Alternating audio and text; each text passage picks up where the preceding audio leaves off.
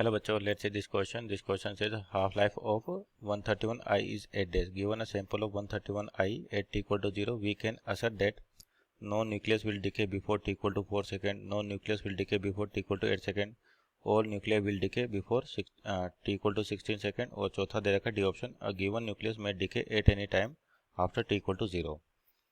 तो यहाँ पर आपके पास बेसिकली बात करें कि की कॉन्सेप्ट की क्या होगा. की कॉन्सेप्ट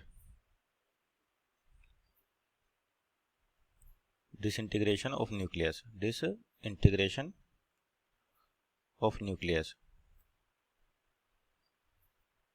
या सिंपल कह सकते हो. एक तो आपके पास ये हो सकता है, दूसरा कह सकते हैं कि लॉ ऑफ रेडियोएक्टिविटी.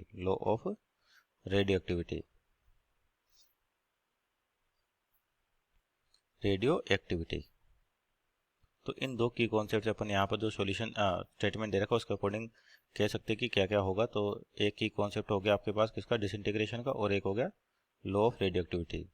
तो लॉ ऑफ रेडियोएक्टिविटी के अनुसार क्या होता है कि आपके पास अगर कोई भी रेडियोएक्टिव सैंपल है तो वो कभी भी डिके कर सकता है. ऐसा कोई जरूरी नहीं है कि अगर आपके पास मान लीजिए रेडियोएक्टिव सैंपल है तो t इक्वल टू 0 पे और मान लीजिए कंडीशन इस पर n नॉट न्यूक्लियाई इनिशियली, तो जैसे टाइम बढ़ेगा आपके पास ये डिके करना शुरू कर देगा. लेकिन लॉ ऑफ रेडियोएक्टिविटी के अकॉर्डिंग क्या है कि ये आपके पास डिके कभी भी कर सकता है. जरूरी नहीं कि t बराबर जैसे टाइम बढ़ाए वो डिके करना शुरू कर दे, यानी कि स्पॉन्टेनियस प्रोसेस है ये, अपने आप आपके पास डिके स्टार्ट हो जाएगा यहाँ पर.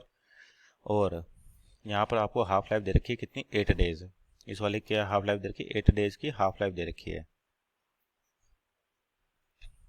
मीन्स हाफ लाइफ देने का मतलब क्या है कि ये डिके आपका शुरू कर देगा. तो यहाँ से क्या मिलेगा, डिके मिलने शुरू हो जाएंगे आपके पास. तो अब देखें यहाँ पर कि पहले लिखा है कि no nucleus will decay before t equal to 4 second. तो ये गलत है आपके पास, क्योंकि जैसे अगर डिके हो रहा है, अगर आपको हाफ लाइफ दे रखी है इसका मतलब इसमें डिके स्टार्ट हो रहा है. और हाफ लाइफ में क्या होता है आपके पास जो न्यूक्लियस है किसी भी टाइम t पर वो क्या होते हैं, ओरिजिनल का 1/2 हो जाता है. इसका मतलब आपका डीके प्रोसेस क्या हो जाएगा, स्टार्ट हो जाएगा, क्योंकि हाफ लाइफ दे रखी है. अब यहाँ पर दे रखा है no nucleus will decay before t equal to 4 second. तो ऐसा कुछ हो नहीं सकता, आपके पास डीके कभी स्टार्ट हो सकता है.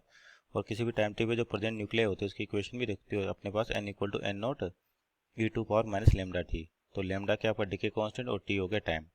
तो जैसे मान लीजिए टाइम इंक्रीज होगा आपके पास उस तरह से डीके स्टार्ट होगा. और ये क्या हो रहा है, एक्सपोनेंशियली आपके पास क्या हो रहा है, डिक्रीज हो रहा है. यानी कि जो डीके का ग्राफ है कुछ इस टाइप से जाएगा. तो यानी कि जैसे t इक्वल टू 0 से थोड़ा सा भी टाइम हुआ आपके पास डीके स्टार्ट हो जाएगा. तो ऑप्शन नंबर 1 आपका गलत हो जाएगा. दूसरा no nucleus will decay before t equal to 8 second, तो ये भी गलत है, क्योंकि 8 सेकंड आपके पास हाफ लाइफ है. तो इसका मतलब वहाँ पे डीके हुआ है पार्टिकल्स का. तीसरा लिखा all nuclei will decay before t equal to 16 second, तो ये भी गलत है, क्योंकि आपके पास हाफ डे दे रखी है, हाफ लाइफ दे रखी है 8 डेज. और उसके बाद अगर बात करते रहे कि अगली हाफ लाइफ कंप्लीट करेगा तो आपके पास न्यूक्लियस क्या होंगे, धीरे धीरे डिके होना शुरू कर देंगे. और पहली हाफ लाइफ में कितने n0/2, तो अगली हाफ लाइफ के अंदर यानी कि 16 डेज दे रखे, तो बेसिकली कितना हो जाएगा यहाँ पर ही n0/2 है. और 2 की पावर 2 यानी कि 2 से मल्टीप्लाई करें तो कितने हो जाएंगे, n0/4 हो जाएंगे. तो ऐसा नहीं कि पूरे न्यूक्लियाई आपके पास 16 दिन में खत्म हो गए. तो चौथा ऑप्शन दे रखा है कि न्यूक्लियस में decay at any time after t equal to 0, means option number D अपना सही है. क्योंकि लॉ ऑफ रेडियोएक्टिविटी में भी ये डिफाइन कर रखा है कि आपके पास जो डीके वो कभी स्टार्ट हो सकता है आपके पास, और इस स्पॉन्टेनियस फिनोमेना होता है आपके पास. और इस सैंपल में मान लीजिए बहुत सारे न्यूक्लियाई हैं, तो कौन सा न्यूक्लिया कभी डिसइंटीग्रेट हो जाए ये भी नहीं बताया जा सकता. लेकिन अगर हाफ लाइफ दे रखी है उसकी, इसका मतलब वहाँ तक उसके 50% डीके होंगे ही सही. यानी कि जैसे टाइम बढ़ेगा आपके पास डीके स्टार्ट हो जाएगा. यानी कि किसी भी टाइम t पर जैसे आपके पास t इक्वल टू 0 हुआ उसके बाद आपका डीके प्रोसेस स्टार्ट हो जाएगा. तो option number D, that is a given nucleus में decay at any time after t equal to 0.